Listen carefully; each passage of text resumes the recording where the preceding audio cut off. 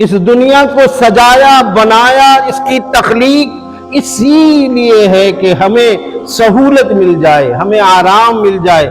ہماری سہولتوں کے لیے اللہ نے اس کائنات کو سجایا بنایا۔ اور اس خالق و مالک کا احسان عظیم یہ ہے کہ اس پورا شوق دور میں ہر وقت ہر آدمی متفکر اس حالت میں ہے۔ جب سے کرونا نامی ایک مرض یا وبا آیا، ہر آدمی خوف زدہ تھا کہ کب میری موت آ جائے۔ ایسے تو سردی میں ڈوبا ہوا، ٹھنڈے میں ڈوبا ہوا پوری انسانیت رہتی تھی، چھینک 100-200 ہوتے تھے، ایک چھینک پر چمک جاتا ہے کہ آ گیا کرونا، داخل ہو گیا۔ اللہ کی ذات سے یقین کمزور، موت کا مالک اللہ زبان سے، رزق کا خالق اللہ زبان سے، دل میں اترا نہیں۔ اگر دل میں اترتا تو اس کی حقیقت یہ ہوتی کرونا کوئی چیز نہیں، موت تو ایک دن آئے گی جس حالت میں آئے گی، لیکن پورے عالم خوف زدہ، ہر بندہ ایک دوسرے سے دور۔ کہنا کس کا مان رہا ہے؟ ڈاکٹر کا، سائنسدانوں کا، فلاں کا، فلاں کا، جو پوری ذہن سازی کر رہے ہیں، اور جو پورے کائنات کا خالق و مالک کہہ رہا ہے، رب حقیقی کہہ رہا ہے، اس کی فرما برداری اطاعت سمجھ میں بندے کے نہیں آتی۔ اگر یہ بندہ صرف خالق و مالک کا ہو جائے، اپنے رب حقیقی کو پہچان لے اور اس کو مانتا تو ہے، مانتا ہے، رب ہے، سب مانتے ہیں، رب کو مانتے ہیں، رب کی نہیں مانتے۔ اگر رب کی مان لیتے تو آج عیدین ہے، ہفتے کی عید کا دن ہے، مسجد میں جگہ نہیں ملتی، سب رسمی کام ہو رہے ہیں۔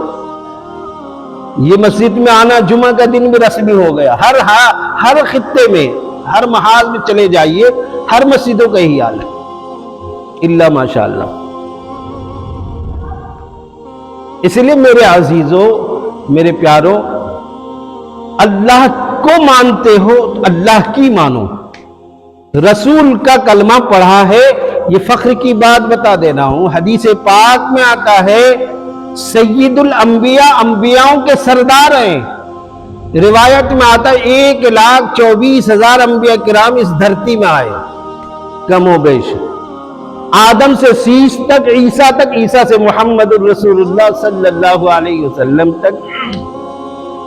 اور یاد رکھو سارے نبیوں کی امتی ہے، لیکن اللہ نے جو اعجاز بخشا ہے، خوشخبری سنائی ہے، مژدہ سنایا ہے، آپ کے لیے انعام و اکرام سجایا ہے، خدا کی قسم اس کا کرم نوازی کا کوئی احسان اور شکر ادا نہیں کر سکتا۔ وجہ یہ ہے کہ ہم آخری نبی کی آخری امت ہیں۔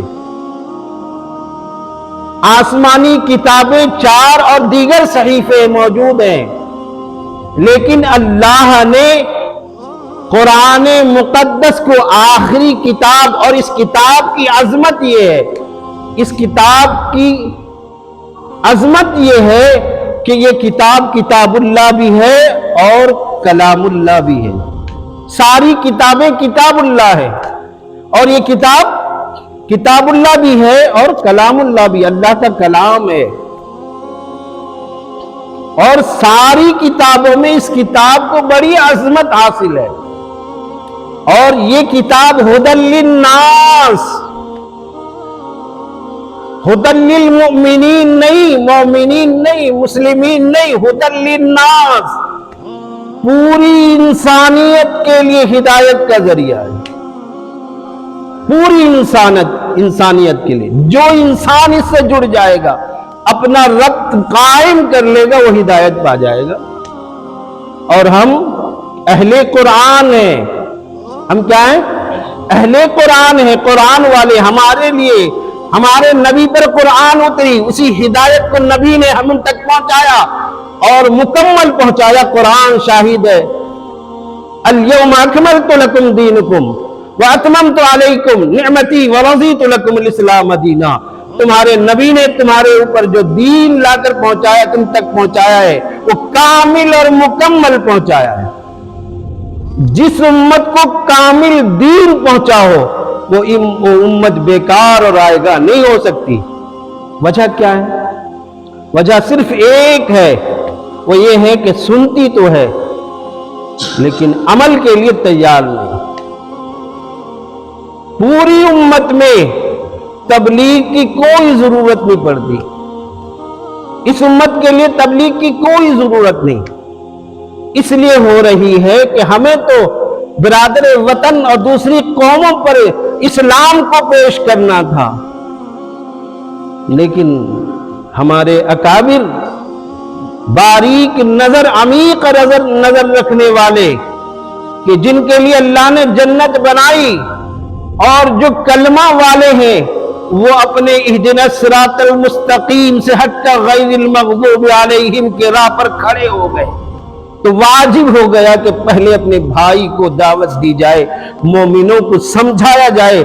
نبی کا آنے کا راستہ بند ہو گیا، خاتم النبیین کے بعد کوئی نبی آنے والا نہیں، ورثۃ الانبیاء کا یہ کام ہے کہ کھڑے ہو کر انبیاء کا جو کام تھا وہ کام کو پورا کرے، پیغام تھا، پیغام کو امت تک۔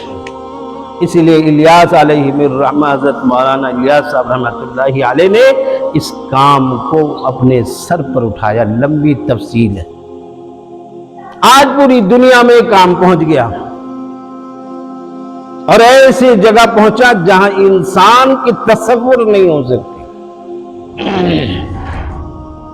دریا کے اندر جو بستی ہے اس کے اندر بھی یہ کام پہنچایا گیا، اللہ نے پہنچا دیا، لیکن کام کرنے والے اس غلط فہمی میں نہ رہے کہ ہم نے کر لیا،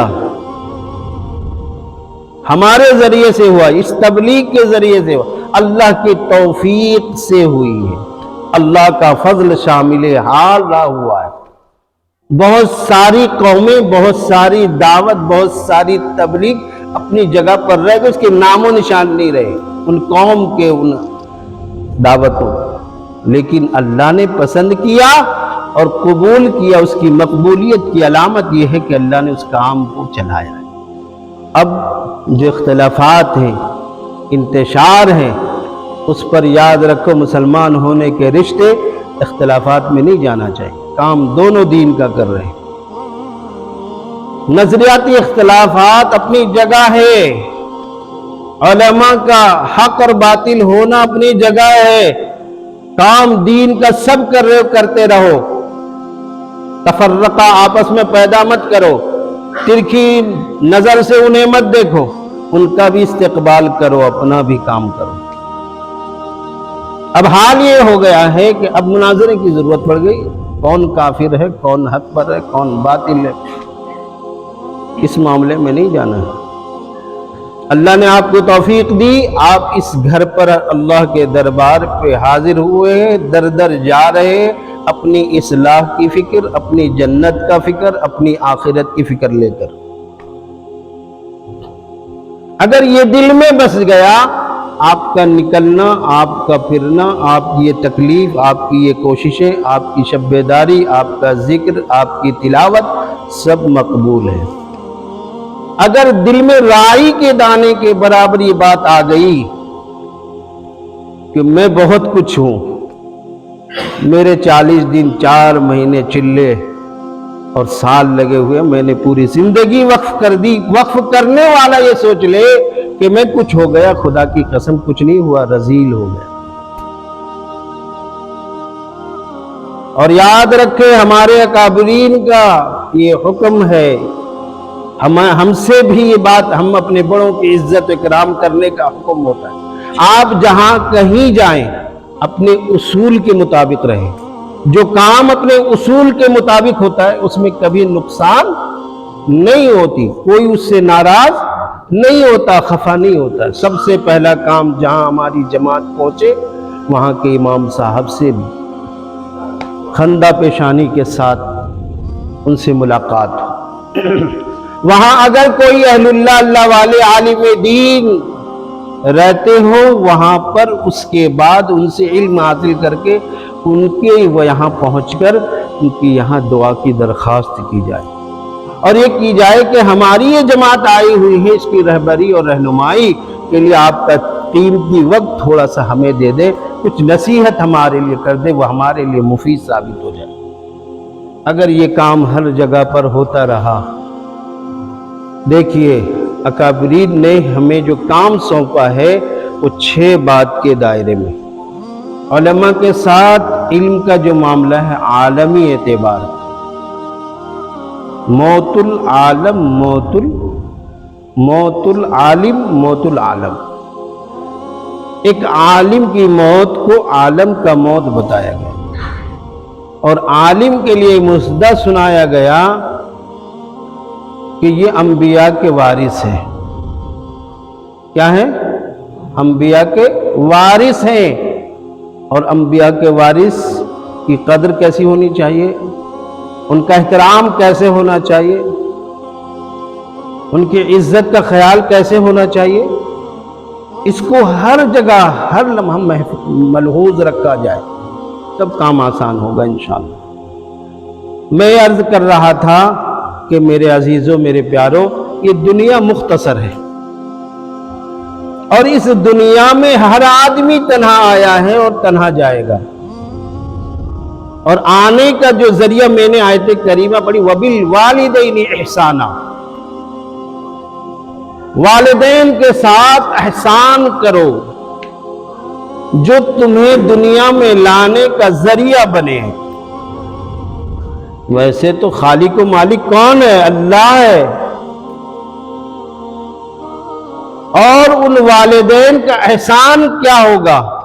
میں نے حدیث رسول پڑھا ہے، اس میں اللہ کے پیارے حبیب حضور نبی کریم صلی اللہ علیہ وسلم نے فرمایا ہما جنتک و نارک، والدین تمہارے لیے یا تو جنت ہے یا تو دوزخ ہے۔ والدین جنت ہیں، کیسے؟ والدین کی رضا میں اللہ کی رضا ہے، والدین کی ناراضگی میں اللہ کی ناراضگی ہے۔ جب والدین راضی ہوں گے سمجھ لیجئے آپ کے لیے جنت ہے، اور اگر والدین ناراض تو سمجھ لیجئے آپ کے لیے جہنم ہے۔ اور یاد رکھیں اللہ کے پیارے حبیب حضور نبی کریم صلی اللہ علیہ وسلم نے ارشاد فرمایا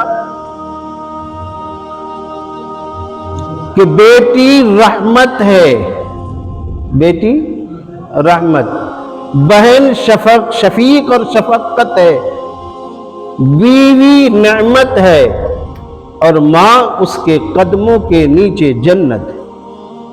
ماں اس کے قدموں کے نیچے جنت ہے، جس جنت کے لیے ولی بھی در در پھر رہے ہیں، غوث پھر رہے ہیں، قطب پھر رہے ہیں، ابدال پھر رہے ہیں۔ ہمارا تمہارا پوری دنیا کی انسانیت جو متلاشی ہو کس بات کے لیے؟ یہ کار خیر کس بات کے لیے؟ یہ نماز و روزے کس بات کے لیے؟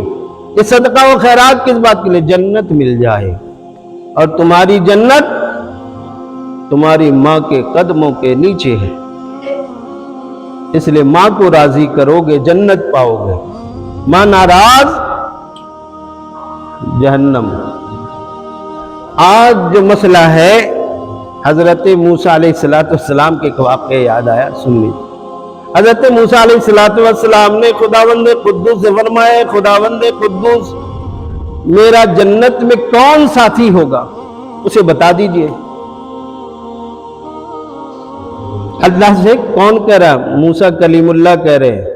خدا نے اس کا پتہ بتا دیا کہ فلاں شہر میں فلاں جگہ فلاں نام کا فلاں علامتیں موجود ہیں، قصاب ہے، قصائی کی دکان، وہاں پہنچ جاؤ، وہ شخص تمہارا جنت میں ساتھی ہوگا۔ اب یہ تلاشتے ڈھونڈتے وہاں پہنچ گئے، علامتیں پا لیا۔ موسیٰ علیہ السلام دیکھا کہ یہ تو قصاب ہے، ٹھیک ہے۔ آپ نے ان سے کہا کہ بھائی میں تمہارے گھر مہمان ہونا چاہتا ہوں۔ قصاب نے کہا اچھی بات ہے۔ حضرت موسیٰ یہ دیکھنا چاہ رہے تھے یہ جو میرا ساتھی بن رہا ہے اس کے پاس کون سی عبادت کا ذخیرہ ہے جس کی وجہ سے اللہ اس کو اتنا بڑا مقام عطا کر رہے ہیں، مقام عطا کر رہے ہیں موسیٰ کو۔ موسیٰ کا ساتھی قصاب ہو رہا ہے، قصاب کو اللہ اتنا بڑا مقام کس عمل کی وجہ سے؟ موسیٰ دیکھنا چاہ رہے تھے، کہا کہ ٹھیک ہے آپ مہمان ہو جائیے۔ اب گھر چلے، تھوڑا سا گوشت لے لیا، گھر جا کے پکانا کھانا کیا، دسترخوان لگایا، ماں کو لایا، اس کو اچھی طریقے سے اس کی صفائی کی اور کپڑے نئے پہنا دیے۔ منہ ہاتھ دھلوانے کے بعد ماں کو اپنے منہ سے چبا کر کھانا نرم کر کے ماں کے منہ میں دیتا رہا۔ یہ عمل موسیٰ بیٹھ کر دیکھ رہے ہیں۔ بات ختم ہو گئی، ماں کی خدمت ختم ہو گئی، ماں کو پلا کھلا کر پھر اس کی جگہ پر لٹا دیا۔ اب موسیٰ اور یہ قصاب دسترخوان میں بیٹھے ہیں اور کھا رہے ہیں۔ موسیٰ علیہ السلام نے پوچھا، یہ قصاب بتاؤ تو صحیح، یہ بوڑھی ماں کون تھی؟